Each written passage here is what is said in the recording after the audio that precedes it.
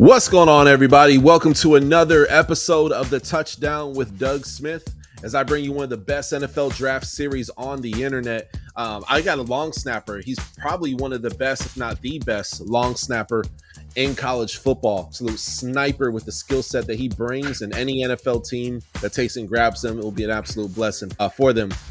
Fun fact about him, before I introduce him, he was a Patrick Manley Award finalist. Okay, so that goes to the best long snapper in college football.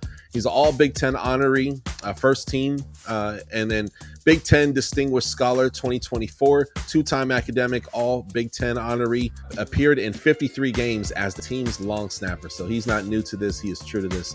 Ladies and gentlemen, I want to take and welcome your favorite long snapper in this year's NFL draft, William Wagner. Will, how you doing today, man? I'm doing great. Just got done with the workout, so now I'm ready to chill. Right on, man. It's so great to take and have you on the show, man. Dude, let's get into your story a little bit, man. You're a long snapper. You've been doing this for a while. Is this the only position you've ever played, or? No, I've played in high school I played O-line, D-line, and I played all the special teams. So this is like in college, this is the first time only playing one position. So that's pretty cool, man. That is awesome, man. Want to take and ask you, man, how has this whole process been for you, man? I know you initially were selected for the Hula Bowl, tweaked your hammy, but you ended up playing. It was in the Reese Senior Bowl and the NFL Combine, correct? Yes. So through the journey of the NFL draft, I mean, for a long snapper, it's pretty chill. Because we're not in as many meetings as like other football players. So like our meetings are for the Senior Bowl was only like 30 minutes of meetings, and while other guys are like 3-4 hours a night. So for us, they're just trying to get to know us. They know what we can do. We have so much film on us, and performing at a high level. And especially that's what I've done my whole career. So there's not much to like really meet about. Man, I gotcha, man. I love that, man. Yeah, it's interesting, man. I was speaking with a guy who owns an agency. He was telling me one of his players, like 3-4 hours meeting with sometimes even just like one team, and they ask all kinds of questions. It's a multi-million-dollar investment, man. So it's that's crazy. Well, you play a really unique role, man, and it's a role that not everybody can do. People think, oh, well, it's just long snapper, but man, you have to be perfect like all the time, man.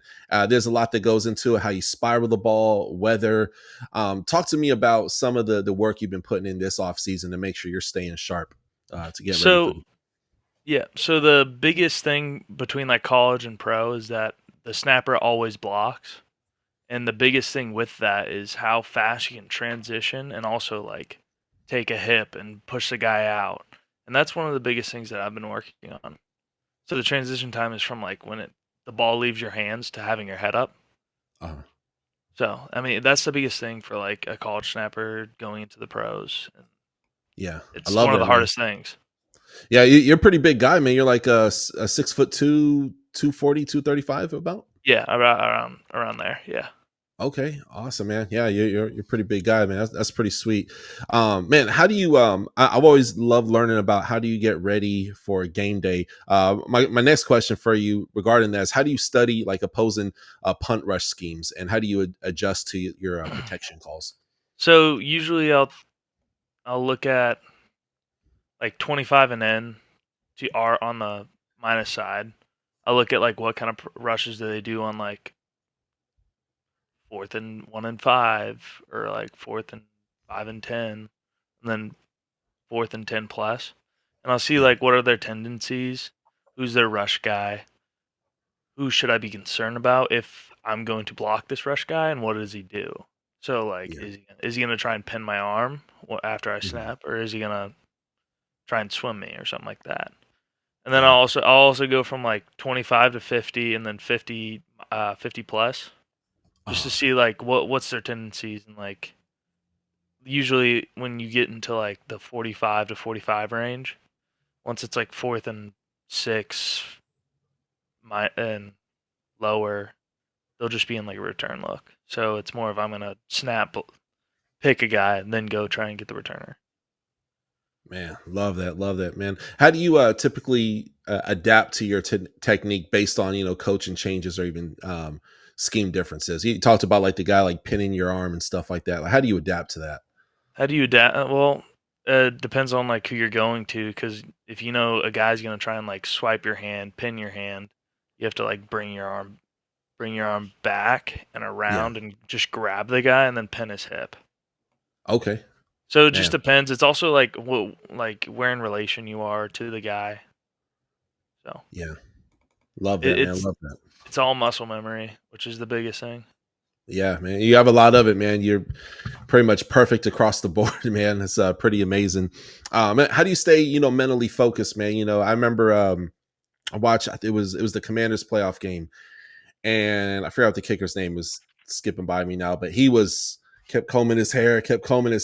I could Yeah, imagine being super anxious knowing that, man, the game is in my freaking hands. Now, obviously, you're not a kicker, man, but you're a long snapper. You're snapping it to where it's going to be yeah. kicked, man.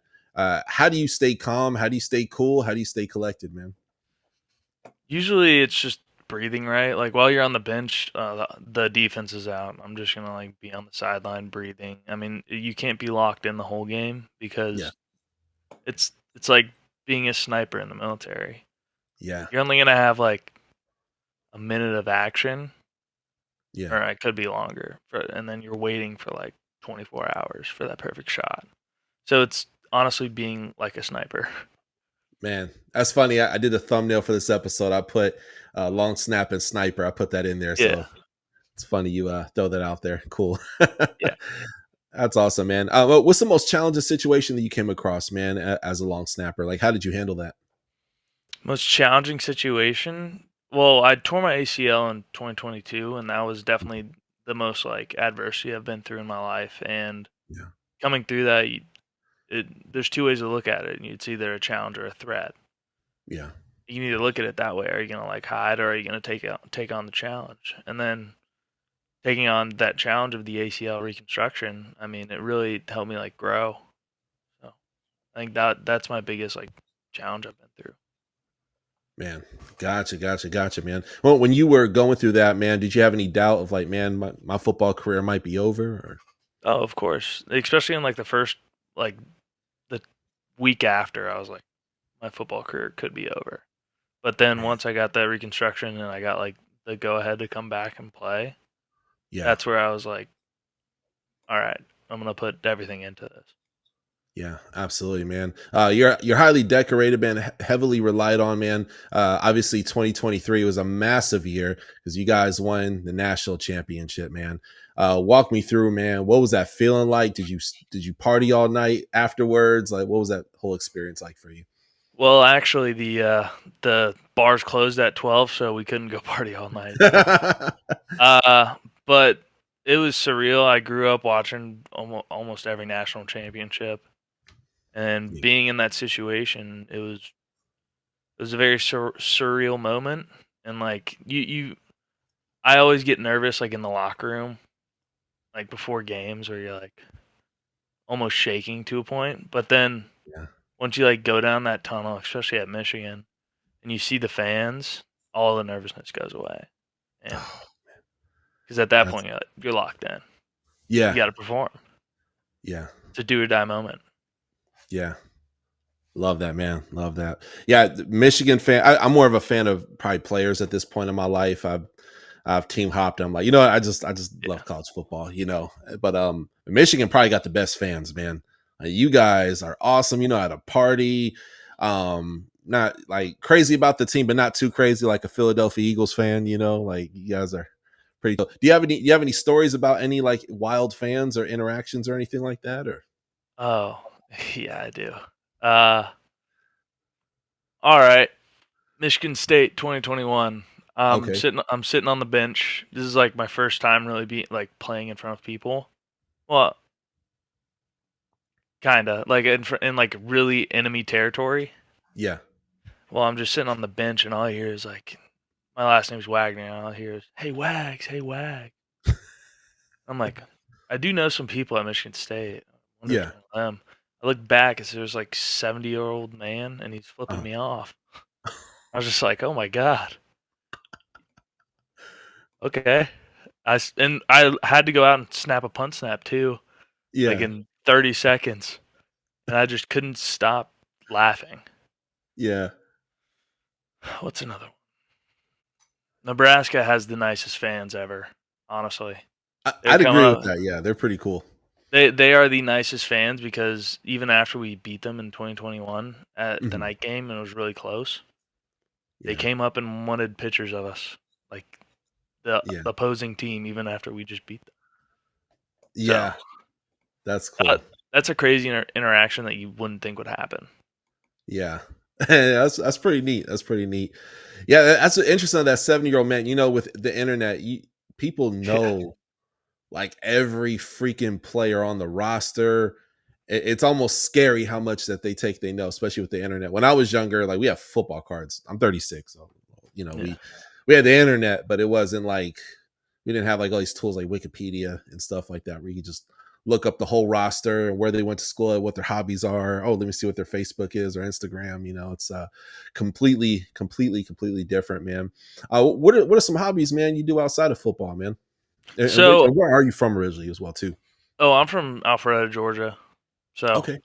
I actually came to Michigan because it was the best engineering and football school that Ooh, offered me. yeah. So, that's why I came to Michigan. I have a bachelor's in mechanical engineering and I have a master's in manufacturing. So, and then one of my things is I love 3D printing. So I actually have a 3D printer in my other room. Um, that as well as I read a lot and I play video games and That's cool, archery. man. I do have a bow as well. Yeah. That's sick, bro. That's sick. Do you do any bow fishing or anything like that? Or No, I haven't.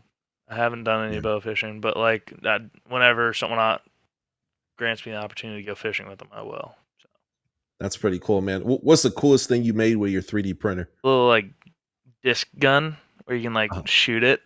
That was yeah. probably the coolest thing. My favorite thing is it's like an articulate octopus, but it has the rock's face on it. That was the first thing that I printed, and it's the funniest thing I've printed. I Yeah, that's also so random. I also used to print swords out for the nutritionist office, and people would have like sword battles in it.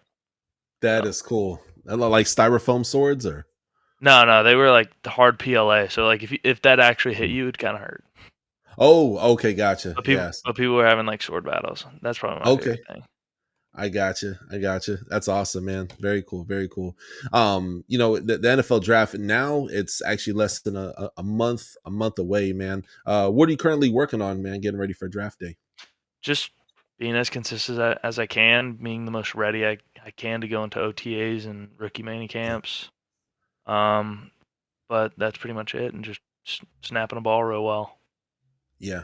Love it, man. Were there any like NFL players or maybe even college players, but really NFL players that you love how they snap the ball that you really model your game after? I will say, yeah, Morgan Cox at the Titans. I've watched him a lot throughout my Yeah. years. He's probably the biggest one. Don Muhlback with the Lions. I watched him a lot as well, especially when I just came to Michigan. Yeah. And Love then that, man. Both really good guys, man. What's your approach to really earning a roster spot and excelling on special teams? I know with long snappers, sometimes you see them go and sometime in day three, sometimes UDFA where they kind of get to choose their destiny a little bit. Actually, sometimes even works a little better for them. But man, what is your approach to really just your rookie year and making sure that you land that roster spot? so, especially like when I get signed to a team or drafted, whatever happens, the biggest thing is that there's going to be a vet on the team who's been in the league for 14, 15 to 3 years. And Mhm. the biggest thing is you just have to beat them out. And there's no like, I mean, there's not a lot of politics into it. It's just who's better, and who's worse. Yeah, who got the better numbers? Yeah, Absolutely, man. Absolutely. Obviously, it was very competitive. Kind of going back to the combine here. How many long snappers were at the combine in total? there were six. Okay, So, gotcha, man. Was there some banter going on? What was that room like, man? oh, the room's great. I mean, the long snappers probably have the best personalities, and they all like they know each other, and they kind of know how to. interact with each other. So we played cards for like 5 hours. Me and 3 of the other snappers just Nice. talking. I love it, man. And for those who are not familiar, obviously we see, oh, what did this wide receiver run in this 40? How did this quarterback do throwing across the chest? Well, with long snappers, man, what are some of the drills for the combine? For those who don't know. Well, literally the only drills that we did were snapping and blocking, and that was literally it. Nice. We got out the field at like 12, started warming up at 12:30, and we didn't get off the field until like 5. So that was the longest day of snapping I've ever done. Oh my gosh. Yeah, dude. Heck yeah, man. I don't know if you're allowed to release this information, so feel free to say next or I'll plead the fifth. How have your interviews been going with teams so far? I think really well. I think talking to most of them, like I'm number 1 or number 2 on their board. So it's gone really well.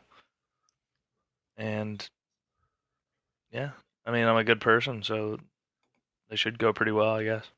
Love it, man. Love it, man. How do you feel that with your work ethic, your leadership, you're a super smart guy. You mentioned, dude, you got a bachelor's, you have a master's in engineering. That's massive. How do you think that will mesh well with a NFL locker room, man? I think it'll mesh well because I can mesh with almost, I can like mesh with more, hard to say, like mesh with a group. It's very easy for me, and I just think I'm a good I'm a good person. Except for the 70-year-olds who give you the middle finger, Yeah, apparently they hate me. Yeah, exactly. Ross, it's such a pleasure having you on the show, man. Last question today, man. And they may know this already, man, but this is kind of for the fans and other scouts who are wanting to know a little more about you.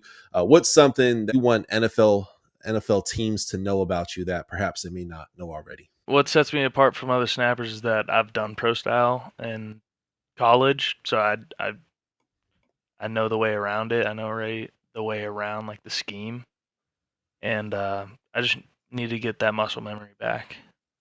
Yeah, and shoot, I should be tip top shape. Yeah, man. It sounds like you'll really be plug and play. You know what I mean? Like you're not only on the top of a lot of NFL teams' boards for being the long snapper that they'll pick, but also you're very much plug and play. You have the body of work. You've been a part of a national championship winning team. That doesn't happen without you being out there and performing like you have. You know what I mean? Mm-hmm. You've been a finalist for the Manley Award. You bring so much to the table, and you also have a great personality as well too. Even when it comes to dealing with 70-year-olds who give you the thing. Yeah. Love it, man. Love it. Well, man, Will, thank you so much for taking and coming on the show. Ladies and gentlemen, for all of you guys watching this episode, go in the description of this video. If you want to give him a follow, I'll have all of his social media stuff there down below. Also as well, comment below which team you would like to see him on. And we'll see you guys next time on The Touchdown with Doug Smith. Thank you for watching another episode of The Touchdown with Doug Smith, where we have exclusive NFL content and exclusive NFL interviews. Be sure to hit that like and that subscribe button. Follow us on social media. See you on the next one.